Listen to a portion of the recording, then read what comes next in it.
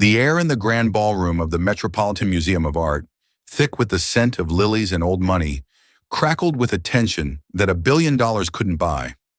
On one side stood the Sterlings, a dynasty whose name was carved into the very bedrock of Wall Street.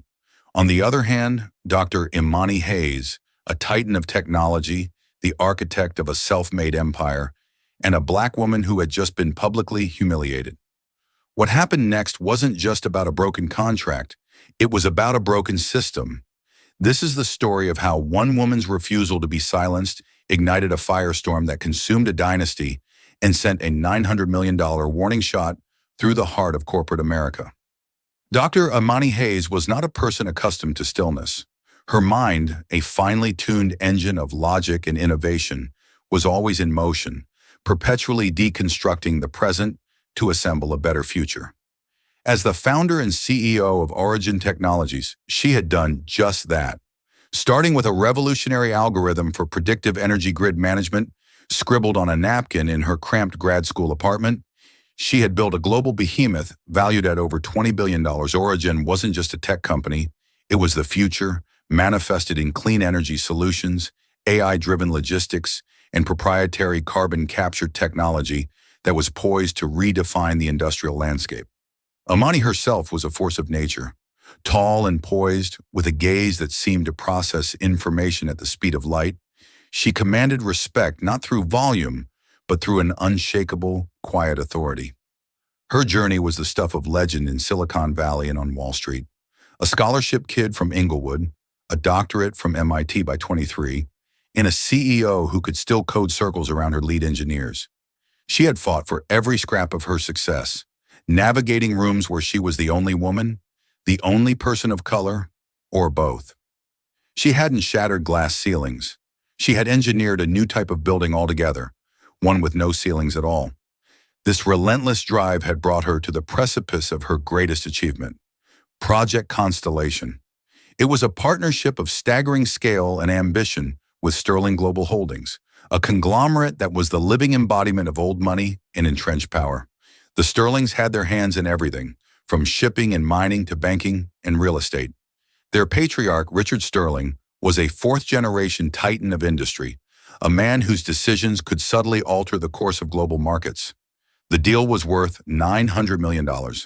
Origin would provide its groundbreaking green energy technology and AI logistics platform to overhaul Sterling Global's entire carbon-intensive operation, from their deep-sea freightliners to their sprawling mining concerns. For Origin, it meant unprecedented scale and a chance to implement their technology on a global stage, proving its efficacy beyond any doubt.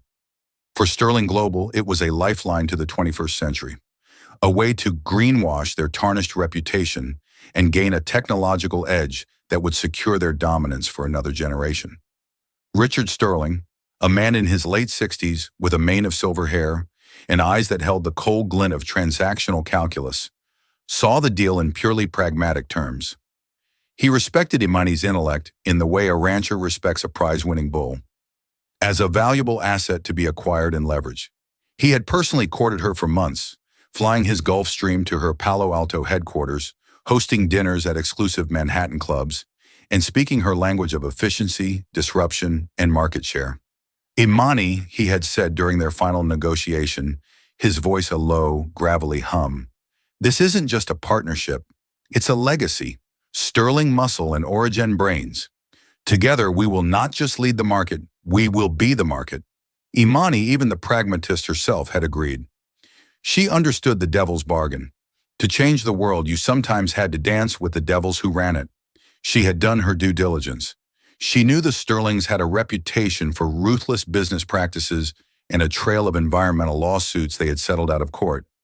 But the scale of Project Constellation was too significant to ignore. It was a chance to force a positive change on an industrial Goliath from the inside. Her board was ecstatic. David Hayes, her longtime mentor and lead investor, a man who had backed her when Origin was just an idea, clapped her on the back. "You did it, Imani.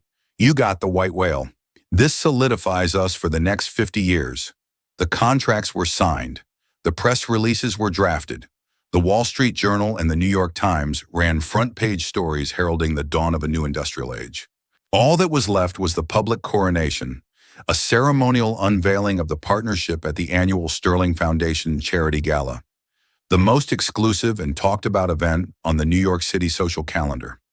It was to be held at the Metropolitan Museum of Art, a temple of culture and power, the perfect backdrop for the anointing of this new corporate dynasty. Richard Sterling had insisted, "It's essential, Imani. We must present a united front to the world. My wife Eleanor is overseeing the entire event. It will be a night to remember." Imani hesitated for a fraction of a second. She loathed these ostentatious displays of wealth. Her world was one of clean rooms, server farms, and boardrooms where data was king. But she knew the game. Perception was reality. So she agreed. Her bespoke gown was commissioned, her flight was booked, and she prepared to step into the gilded cage of the Sterling family's world. She saw it as a necessary performance, a final step before the real work began. She had no idea she was not stepping onto a stage, but into an arena. The Charles Engelhard Court at the Metropolitan Museum of Art had been transformed into a shimmering fantasy. Towering arrangements of white orchids and calla lilies reached towards the soaring glass ceiling, their scent mingling with the expensive perfumes of the city's elite. A string quartet played Vivaldi, the delicate notes weaving through the polite murmur of conversations about summering in the Hamptons, art auctions at Christie's, and the subtle shifts in the political winds. This was the natural habitat of the Sterling family, a world of curated beauty, immense wealth, and unspoken rules. Imani arrived, a vision of quiet elegance in a deep sapphire gown that contrasted sharply with the sea of pale silks and predictable black tuxedos. She moved with a self-possessed grace that turned heads, her presence an undeniable statement of power that owed nothing to lineage and everything to intellect and will. Richard Sterling greeted her at the entrance, his smile broad and practiced. "Imani, magnificent, absolutely magnificent. Come, let me introduce you to the family." He led her towards the epicenter of the room, where a small crowd orbited a woman who held herself with the rigid posture of a queen. This was Eleanor Sterling, dressed in a pale gold Chanel gown and dripping in diamonds that seemed to absorb and amplify the light. She was the matriarch of the clan. Her face was a mask of aristocratic pleasantry, but her eyes, a pale, unforgiving blue, performed a swift, dismissive appraisal of Imani from head to toe. Standing beside her was their son, Charles Sterling III. In his early 30s, with his father's hair and his mother's sneer, Charles was the heir apparent, a man who had been handed everything and had earned nothing. He looked at Imani not as a business partner, but as a curiosity. "Ah, so this is the famous Dr. Hayes," Charles said, his voice carrying a lazy, condescending drawl. He extended a limp hand. "We've heard so much about your remarkable rise. It's quite the story." The emphasis on story made it sound like a work of fiction. Imani met his gaze, her own handshake firm and brief. "Mr. Sterling, a pleasure. I'm looking forward to the work our teams will be doing together." She kept her tone professional, deflecting the subtle barb. Richard, oblivious or simply uncaring, beamed. "Charles is our co-lead on Project Constellation. He'll be your primary point of contact on our end." Imani's internal calculations began to whir. The heir was a liability. She'd have to manage him carefully. Before she could respond, Eleanor Sterling finally spoke, her voice as crisp and cold as winter air. "Richard, dear, don't monopolize the guest of honor," she said, though her smile never reached her eyes. She turned her full attention to Imani. "Dr. Hayes, it is a true pleasure to finally meet you. We are all simply thrilled with this new venture. It is so very progressive." The word hung in the air, weighted with unspoken meaning. It was not a compliment. "We believe it's the future, Mrs. Sterling," Imani replied, her voice even.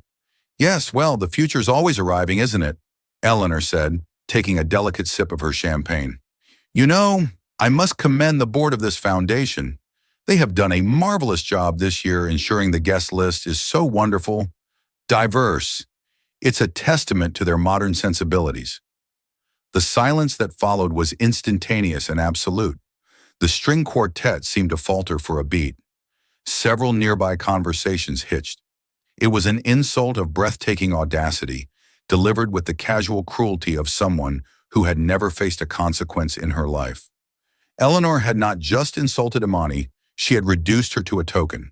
She had framed her presence not as the CEO of a multi-billion-dollar corporation sealing a landmark deal, but as a diversity initiative for a high society party. The architect of Project Constellation was, in Eleanor's world, merely a box that had been ticked. Imani felt a cold, white-hot fury rise from the pit of her stomach. Years of slights, microaggressions, and patronizing comments coalesced into that single moment. The professor who suggested her thesis was surprisingly sophisticated. The venture capitalist who asked if she was the executive assistant. The countless times she had been underestimated, dismissed, or exoticized. But this was different. This was public.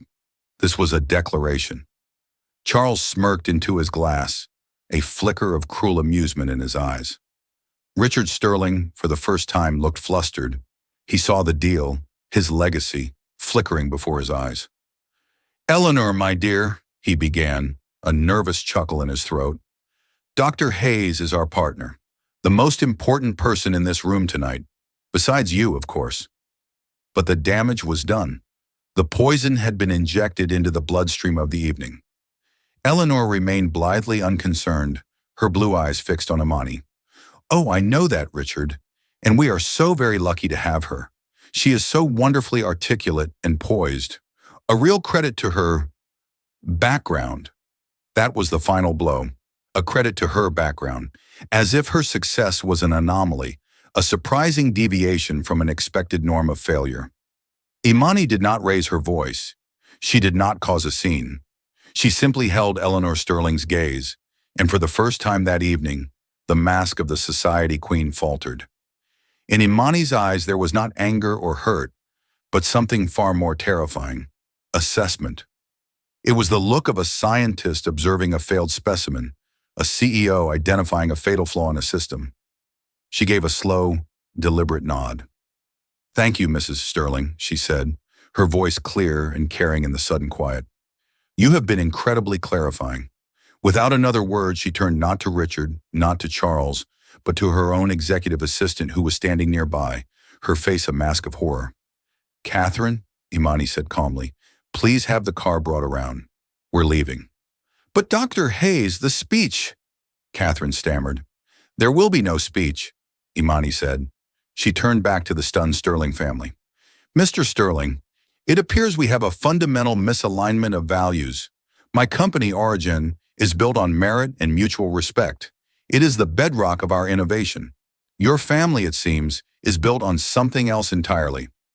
She let the statement hang in the air, a final, devastating verdict. Then, with the eyes of every titan of finance, politics, and culture in New York City on her, Dr. Imani Hayes turned and walked away. The sound of her heels on the marble floor was like the ticking of a time bomb, each click counting down to the detonation of a $900 million partnership. The ride back to the penthouse suite at the Carlyle was silent. Catherine, Imani's fiercely loyal executive assistant, kept glancing at her boss in the rearview mirror, her expression a mixture of outrage and anxiety. Imani simply stared out the window at the blurred lights of Manhattan, her face impassive, her mind a maelstrom of activity. The fury was still there, a coiled serpent in her gut, but it was being channeled, refined, and converted into fuel. Emotion was a catalyst, but action had to be forged in the cold, hard logic that was her sanctuary. She wasn't just insulted, she had been tested. The Sterlings, consciously or not, had presented her with a choice. She could swallow the humiliation, compartmentalize it as the cost of doing business with the old guard, and cash the $900 million check. She could play the game, smile through the degradation, and tell herself that the ends, implementing her technology on a global scale, justified the means. It was the choice countless others had made before her, the silent tax levied on those who dared to enter rooms where they were not wanted. Or she could choose herself. She could choose her people, the brilliant, diverse team of engineers, scientists, and executives at Origin, who looked to her not just as a CEO, but as proof that the system could, in fact, be beaten on merit. What message would it send to them if she allowed Eleanor Sterling's venom to go unanswered? That their work, their brilliance, was ultimately secondary to the whims and prejudices of the ancient, fossilized elite? That their leader would accept disrespect as long as the price was right? By the time the elevator doors whispered open to her suite, the decision was made. The serpent of fury had been transformed into a sword of conviction. "Catherine," Imani said, her voice cutting through the silence as she stepped into the vast living room overlooking Central Park.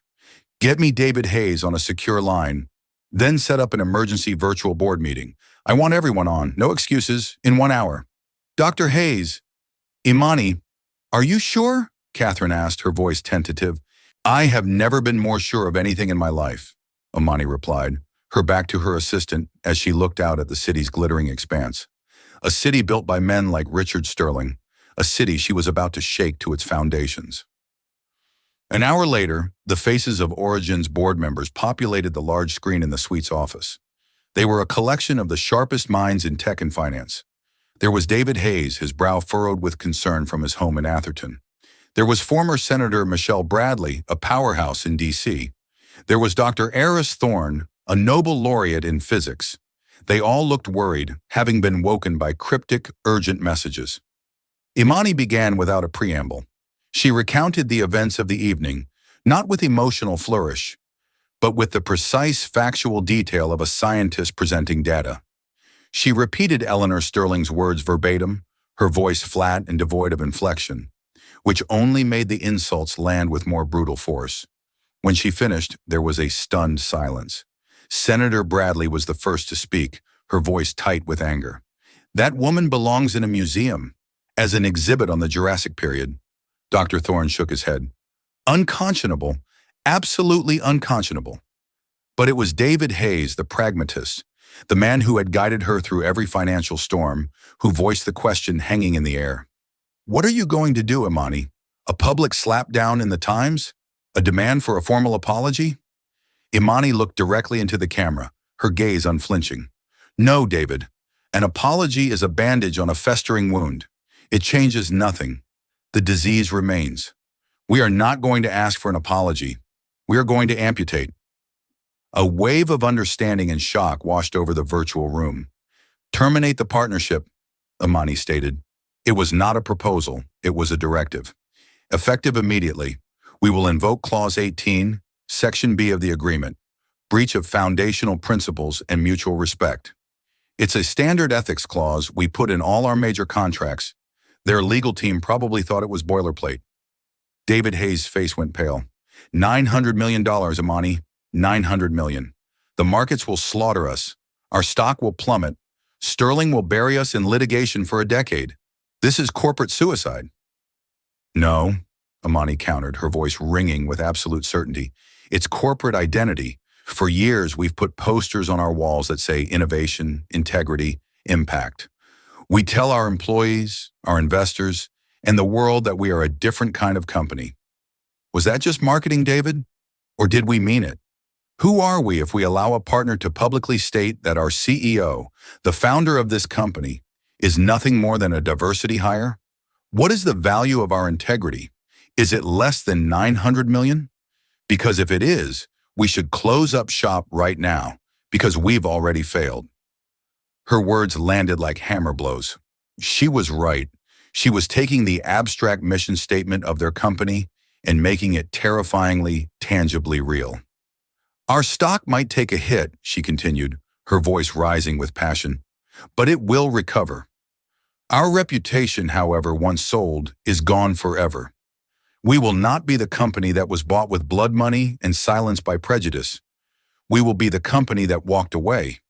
We will be the company that put its principles on the balance sheet and found them to be our most valuable asset. We will lose a partner, yes, but we will gain an identity that no one can ever take from us." She paused, letting her declaration settle. "The termination notice goes out at 6 a.m. Eastern. Our press release follows at 6:05 a.m. Catherine is drafting it now. It will be simple, direct, and devastating. It will state that after a meeting with the Sterling family, it became clear that their values are fundamentally incompatible with those of Origin Technologies. And as such, we have terminated all agreements related to Project Constellation. No further details. Let them and the world wonder what they did. She looked at each board member one by one. I need a vote, all in favor of termination. Senator Bradley's hand shot up. Aye. Dr. Thorne nodded firmly. Aye. Other hands followed. Finally, it was just David Hayes. He looked at Imani, his face a canvas of conflict, the investor warring with the mentor. He saw the risk, the catastrophic financial downside. But he also saw the young, brilliant woman he had bet on all those years ago, now a leader of unshakable conviction. He saw the future she was building, and he knew in his gut that she was right. He let out a long, slow breath. God help us, he whispered. Then he raised his hand. Aye. The vote was unanimous. The directive was given. The war had begun. Imani closed her laptop, the faces of her board vanishing from the screen. She stood alone in the silence of the suite. The lights of New York spread out before her like a conquered kingdom. She had just set fire to a $900 million bridge, and she had never felt more powerful. At 6 a.m., just as the first gray light of dawn began to creep over the East River, a single encrypted email was delivered to the inboxes of Richard Sterling and his chief legal counsel. The subject line was stark, urgent, notice of termination of all agreements. The body of the email was brief, citing Clause 18, Section B, and stating that as of that moment, Origin Technologies considered the partnership null and void. Richard Sterling, an early riser, was on his treadmill in his palatial Fifth Avenue apartment when his phone chimed. He glanced at it, expecting a market update. What he saw made him stumble, his hand flying to the emergency stop button. The machine whirred to a halt. He read the email once, twice, a third time. Disbelief gave way to a surge of apoplectic rage. She wouldn't dare, he seethed to the empty room. He immediately dialed Imani's number. It went straight to voicemail. He dialed her assistant, Catherine. Straight to voicemail. He was being stonewalled. At 6:05 a.m., the second blow landed. A press release distributed globally via PR Newswire hit the terminals of every major news outlet on the planet. For immediate release, Origin Technologies terminates partnership with Sterling Global Holdings. Palo Alto, CA, Origin Technologies announced today that it has terminated its recently formed partnership with Sterling Global Holdings, known as Project Constellation.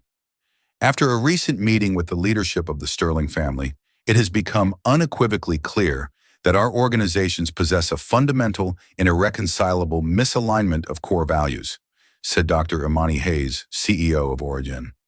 Origin is built on a bedrock of innovation, integrity, and mutual respect.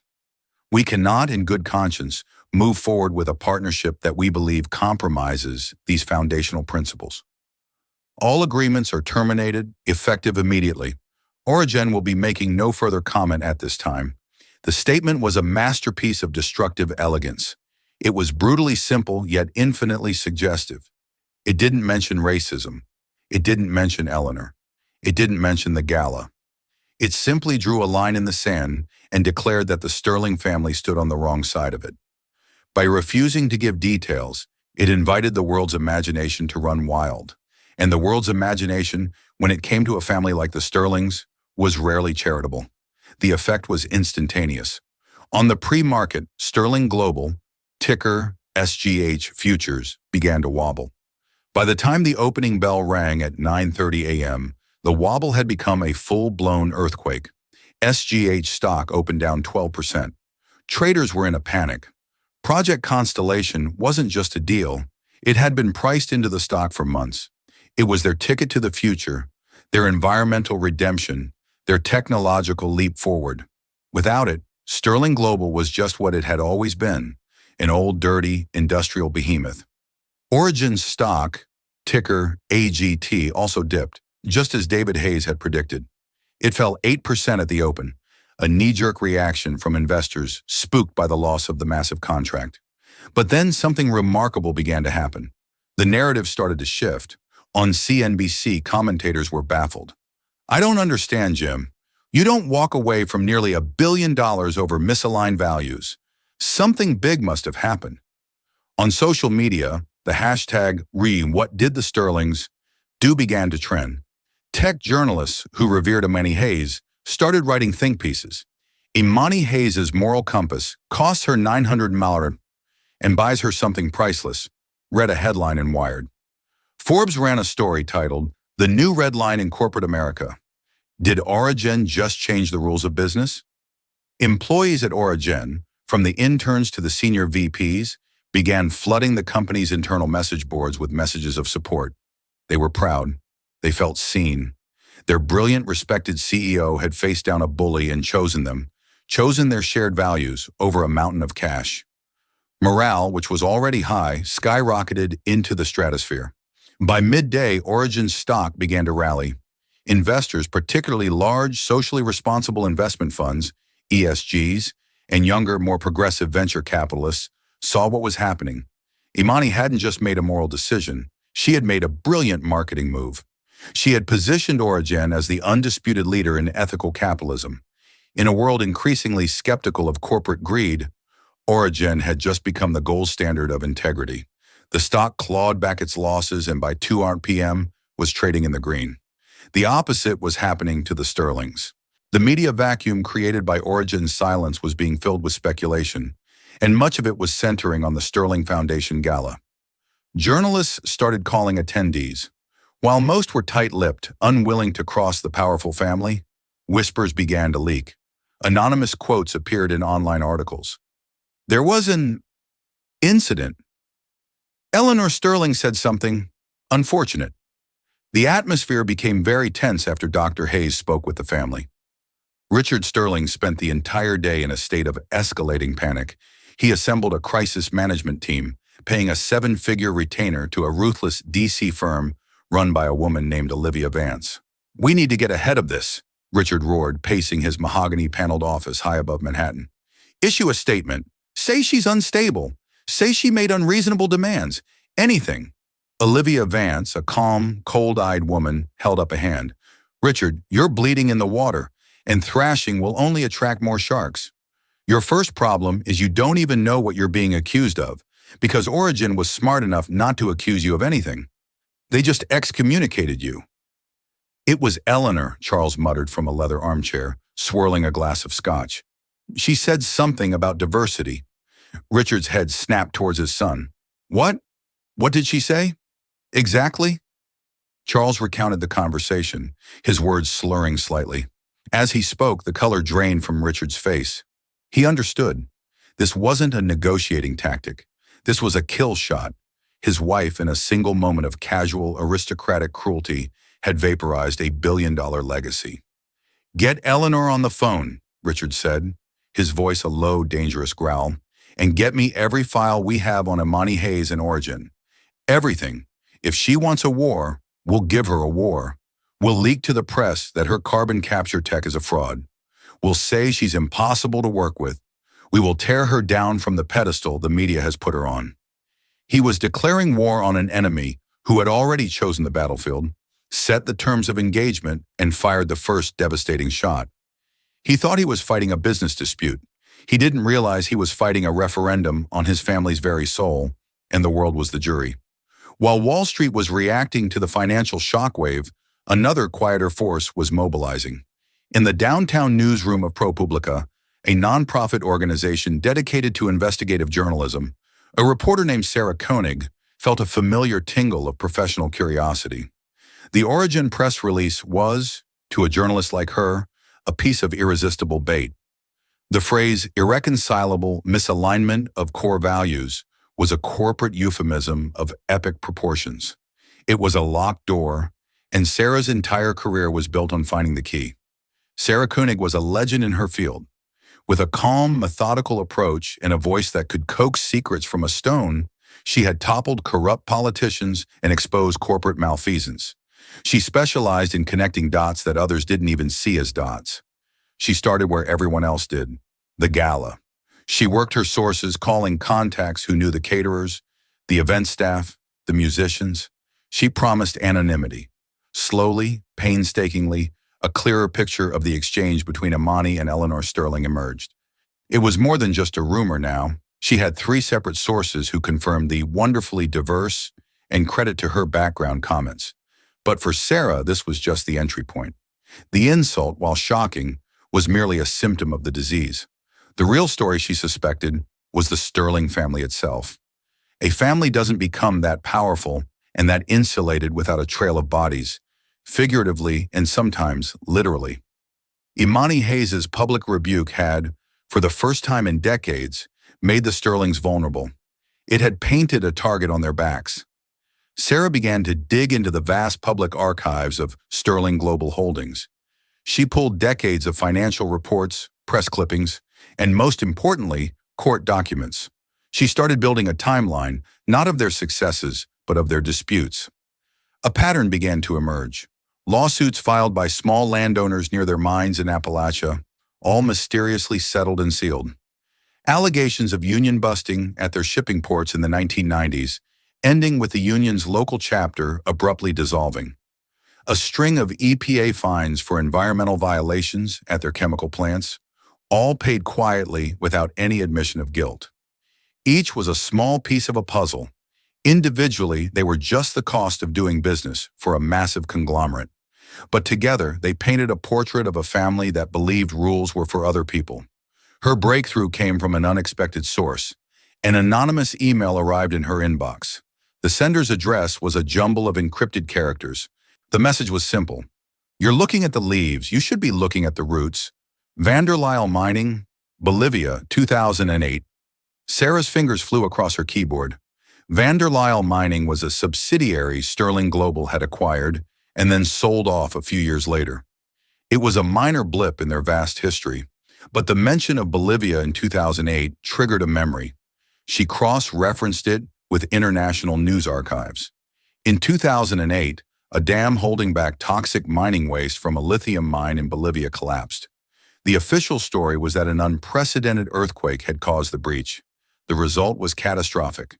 An entire indigenous village downstream was wiped out, its water supply poisoned for generations. Hundreds were reported dead, though the official count was much lower. The company, Vanderlyle, declared bankruptcy shortly after, and the story faded. Sterling Global had owned Vanderlyle when the dam collapsed. Sarah felt a chill run down her spine. She started a new line of investigation, focusing entirely on the Bolivian disaster. She reached out to her network of international journalists and human rights activists. She found old engineering reports about the dam, reports that had been buried. One of them, written by a respected engineering firm a year before the collapse, warned that the dam was not built to withstand even moderate seismic activity and was in urgent need of reinforcement. It was a ticking time bomb. Then she found the name of the lead engineer who had written that report, a man named Marcus Thorne. A quick search revealed he had left the engineering firm shortly after the disaster and now worked as a quiet consultant in Colorado. He had never spoken publicly about the incident. Meanwhile, the Sterling's counterattack was underway. Their PR firm began leaking stories to friendly conservative news outlets. The narrative they pushed was that Dr. Hayes was emotionally volatile, a difficult woman who had backed out of the deal when she didn't get her way on some last-minute, unreasonable demands. They floated the idea that Origin's much-hyped technology was unproven and that Sterling's internal review had found significant performance issues. It was a classic smear campaign, and it gained some traction in the darker corners of the internet, but it was failing to stick in the mainstream. Imani Hayes's reputation for cool, data-driven leadership was too strong. More importantly, the Sterling story didn't answer the central question. What happened at that gala? What were the misaligned values? Their refusal to address it directly made their entire campaign look like a clumsy, transparent deflection. Imani, for her part, remained silent. She gave no interviews. She made no statements. She simply went back to work. She held a company-wide town hall where she explained her decision in the same terms she used with the board. She told her team that their integrity was not for sale and that they would find new partners, better partners. The standing ovation she received lasted for 10 minutes. Her silence in the media was a masterstroke. It made her look dignified and principled, while the Sterlings looked desperate and guilty. Back in her office, Sarah Koenig finally got Marcus Thorne on the phone. At first, he was hesitant, his voice filled with a fear that was still palpable even after more than a decade. "I can't talk about that," he said. "I signed an NDA, a very, very restrictive one." "An NDA is a civil agreement, Mr. Thorne," Sarah said, her voice calm and reassuring. "It cannot compel you to conceal information about a criminal cover-up that resulted in the deaths of hundreds of people." There was a long silence on the other end of the line. "They knew," Marcus finally whispered, his voice cracking. I told them in person. I flew to New York and I sat in a boardroom with Richard Sterling and his son Charles. I showed them the seismic data. I told them the dam would fail. It wasn't a matter of if, but when." Sarah held her breath. "What did they say?" "Charles, the son, he laughed. He called me a chicken little. Richard Sterling just looked at the reinforcement budget I proposed. It was about 50 million. He looked at the report, then he looked at me, and he said, 'The cost of doing business in that part of the world is risk. We accept the risk.' Then he had security escort me out. A week later, I was fired. 2 months after that, the dam collapsed. They buried my report. They paid me a fortune to sign that NDA and disappear." Sarah Koenig now had it. The root, the original sin of the Sterling dynasty. The public insult at the gala was not an isolated incident. It was the product of a generational rot, a belief in their own impunity so profound that they believed they could weigh human lives against a line item on a budget and get away with it. She had the source. She had the report. She had the story. And she was about to publish a reckoning that would make a $900 million broken contract feel like a forgotten footnote. The story dropped on a Tuesday morning. It was published simultaneously on the ProPublica website and featured on the front page of the New York Times, which had partnered on the final stages of the investigation. The headline was devastating in its simplicity. Sterling Global Knew, buried report warned of catastrophic dam failure that killed hundreds in Bolivia. Sarah Koenig's article was a masterclass in investigative journalism. It laid out the facts with cold, irrefutable precision. It featured scanned excerpts of Marcus Thorne's original engineering report, highlighting the stark warnings. It included his on-the-record, gut-wrenching account of the meeting with Richard and Charles Sterling. It detailed the subsequent cover-up, the bankruptcy of the subsidiary, and the millions paid in hush money. It even connected the dots to other, smaller scandals, painting a systemic picture of a corporation that treated human life and environmental law as inconvenient obstacles to profit. The story didn't just expose a corporate crime, it exposed a moral vacuum. The casual cruelty Eleanor had shown to Imani was now contextualized. It wasn't just snobbery, it was the visible tip of an iceberg of profound, sociopathic indifference that ran through the entire family. The fallout was immediate and biblical in scale. The Department of Justice instantly announced it was launching a federal investigation into Sterling Global for corporate manslaughter, criminal negligence, and obstruction of justice. The SEC followed suit, announcing its own investigation into shareholder fraud for failing to disclose catastrophic risks. By the time the stock market opened, it was a bloodbath. SGH wasn't just dipping, it was in a freefall. Trading was halted twice within the first hour as automated circuit breakers tripped. Investors weren't just selling, they were fleeing as if the company itself was radioactive. The brand, once a symbol of enduring American power, had become a synonym for evil overnight. Richard Sterling found himself utterly besieged. His carefully constructed world was collapsing in on him. His high-powered crisis manager, Olivia Vance, resigned, telling him, "I manage PR crises, Richard, not federal indictments for mass death. You need a criminal defense attorney." Board members of Sterling Global, pillars of the corporate establishment who had sat alongside Richard for decades, began to panic. They called an emergency meeting, and Richard, for the first time in his life, found himself on the outside. He was asked to tender his resignation as CEO and chairman, effective immediately. If he refused, they would vote to remove him. Humiliated and broken, he agreed. But the real target of public fury was Charles Sterling III. His reported quote from the meeting, "Chicken Little," became a viral meme, a symbol of entitled, murderous arrogance. He was publicly condemned by politicians from both parties. Protesters gathered outside the Sterling Global headquarters in Manhattan, carrying signs with pictures of the Bolivian victims and chanting, "Jail Charles Sterling." For Eleanor Sterling, the punishment was social. The world she had lorded over turned on her with breathtaking speed. Invitations to other charity boards were rescinded. Her name was quietly removed from the letterheads of cultural institutions. Friends of 40 years suddenly stopped returning her calls. At a luncheon at the Colony Club, a bastion of old New York society, she was met with a wall of icy silence. She had committed the ultimate sin of her class. She had become a public embarrassment. The woman who had tried to reduce Imani Hayes to a token found herself reduced to a pariah. In Palo Alto, Imani Hayes watched the news unfold with a sense of grim vindication. She took no joy in the destruction of the Sterling family, but she recognized it as the inevitable reaping of what they had sown for generations. Her decision to walk away, which had seemed so radical and risky just a week earlier, now looked like an act of profound foresight. She hadn't just dodged a bullet, she had refused to board a sinking ship moments before it hit the iceberg. Her phone rang. It was David Hayes.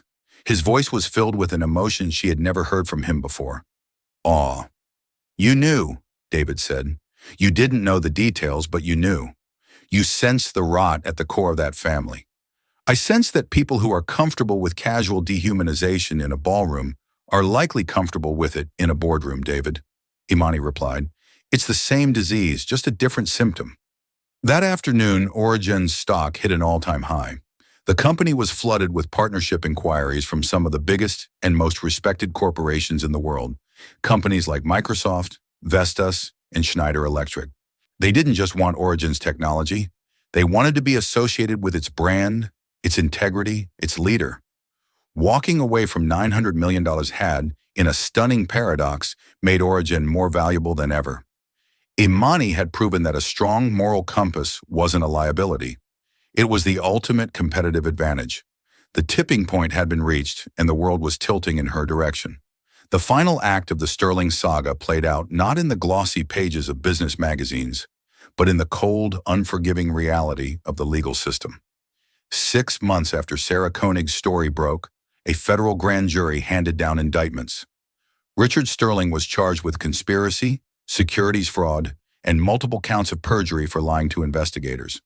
Charles Sterling III faced the most severe charges: corporate manslaughter and criminal negligence. The trial was a media circus. Prosecutors methodically presented the evidence: Marcus Thorne's testimony, the buried report, the trail of hush money. The Sterling's defense attorneys tried to paint Marcus as a disgruntled former employee and argued that the dam collapse was a natural disaster, an act of God. But the jury didn't buy it. Richard Sterling's icy demeanor on the stand and Charles's palpable arrogance only served to seal their fates. The verdict came after 3 days of deliberation. Richard Sterling was found guilty on all counts and sentenced to 15 years in federal prison. Charles Sterling III was found guilty of corporate manslaughter and sentenced to 25 years to life. As he was led from the courtroom in handcuffs, his face a mask of disbelief, it was a stunning final fall from grace for a family that had once seemed untouchable. Eleanor Sterling watched from the back of the courtroom, a solitary figure in black, her face hidden by a veil. Her family was shattered, her fortune crippled by lawsuits and fines, and her social world evaporated. She was left with nothing but the hollow echo of her own arrogance. Sterling Global Holdings did not survive. Broken by the scandal and facing billions in civil liability from the victims' families in Bolivia, the company was carved up and its assets sold for pennies on the dollar. The name that had been a bastion of American capitalism for over a century was erased, a cautionary tale of hubris and moral decay. For Imani Hayes, the future was a landscape of boundless opportunity. Origen Technologies became the undisputed global leader in sustainable technology. She handpicked her new partners, forming an alliance of corporations committed to what she called the double bottom line: profitability and principles. This new consortium, led by Origen, launched an initiative even more ambitious than Project Constellation. They called it the Terra Carta Initiative, a multi-trillion-dollar commitment to decarbonize entire industries across the globe. But Imani's greatest act was yet to come. Using a portion of Origen's soaring profits, she established the Hayes Foundation for Ethical Leadership. Its first major project was in Bolivia. She flew there herself, not on a Gulf Stream, but on a commercial flight. She didn't meet with politicians in the capital. She traveled to the remote, scarred region where the Sterling's Dam had collapsed. There, she met with the community leaders and the families of the victims. She listened to their stories. She didn't come with promises, but with a plan. The Hayes Foundation, in partnership with local engineers and environmental scientists, would fund the complete cleanup and restoration of the Poison River Valley. They would build new schools, a modern medical clinic, and provide scholarships for the community's children to study anywhere in the world. During a simple ceremony to break ground on the new community center, an elderly woman who had lost her entire family in the disaster approached Imani. Speaking through a translator, she said, "The men who did this saw us as less than the dirt they dug from the mountains. They never saw our faces. You did."